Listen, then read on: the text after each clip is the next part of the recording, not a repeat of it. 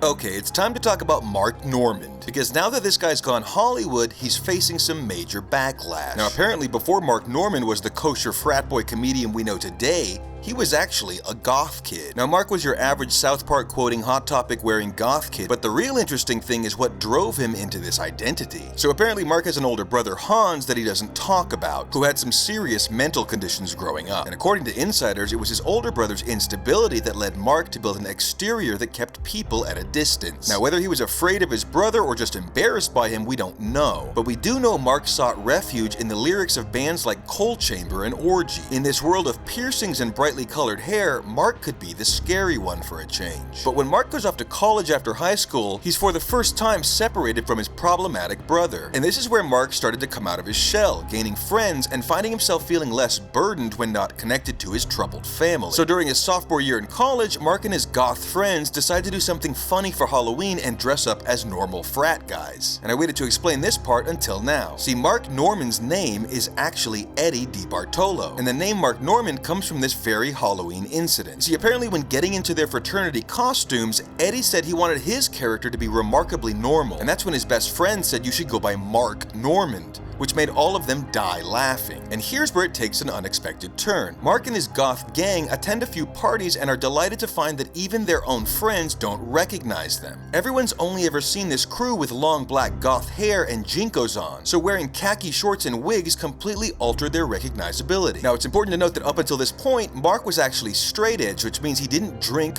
do any drugs, or jack off. But this night, Mark accidentally broke edge by drinking alcoholic punch by complete mistake. So Mark and his friends find themselves unexpectedly drunk for the first time, and this liquid courage gives them the idea to actually attend a frat party. Now if this was a movie, they would have attended the party and one of them would have caught their wig on something and had it pulled off, revealing them as goth, and then hilarity would have ensued. But this is not a movie, this is TB. So Mark and his goth friends find themselves in a frat party and think it's the funniest thing in the world. These morons didn't even realize who they were talking to. So apparently one of these frat guys tells a joke that lands flat, and the very drunk Mark went to make fun of him. But when he tried to form a sentence, his drunk brain couldn't gather enough information, and he just spit out the word comedy and pointed at the frat brother. Now instead of the frat brothers getting offended at this attempted jab, they loved it. You see, when your mind is drunk, it's so hard to think of full sentences. So Mark had accidentally reduced a would-be joke down to one word, making it much easier for these drunk frat boys to understand. So Mark becomes a huge hit at this party and is making one-word jokes all night. And it was the next day when, upon waking, he realized he actually enjoyed not only being drunk, but also being the life of the party. So now he's faced with the decision of remaining the gothic Eddie with the few but true friends he has, or become remarkably normal and experience a whole new world. Well, soon after this, Eddie goes from listening to angry goth music to listening to crunkcore, which is basically screamo music with rap lyrics focusing on partying. Before long, the core is entirely gone within Eddie and only crunk remains. So Eddie becomes Mark and starts living a brand new party life. Well, it was a lot of fun up until his senior year when Mark realizes his popular party world is about to end. And fraternity insiders have reported that by the end of his senior year, Mark had become quite cruel with the new pledges, often making them eat mystery chili, only to show them video footage later of Mark himself defecating into the pot. Now if this had continued on, surely Mark would have been kicked out of school, but he graduated before that could happen.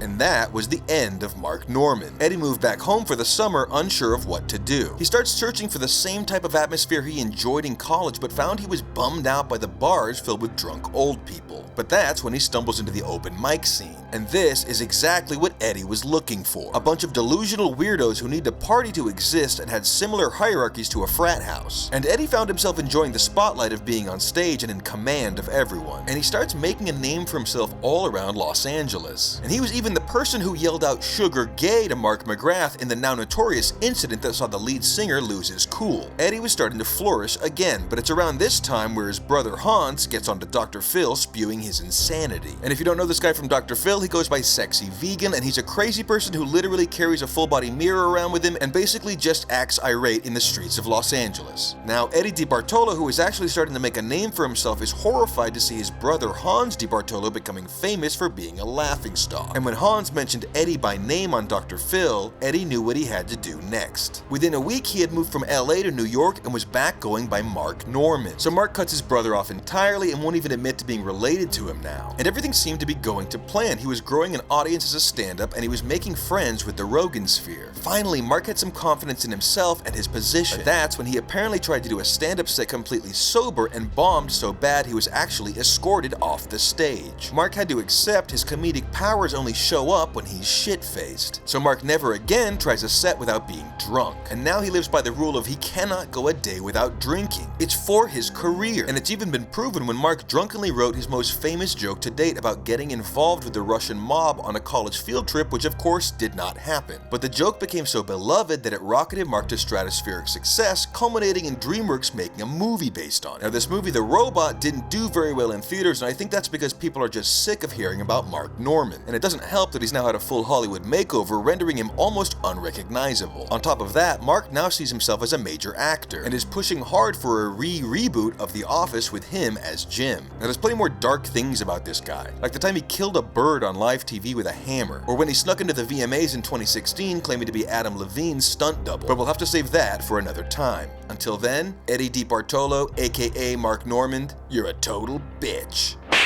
Alright everyone, we've had some big names try to get us shut down this week, but we do have the legal right to tell these TB truths, and we will persist. TB Nation, I call upon you to rise up and protect the homeland.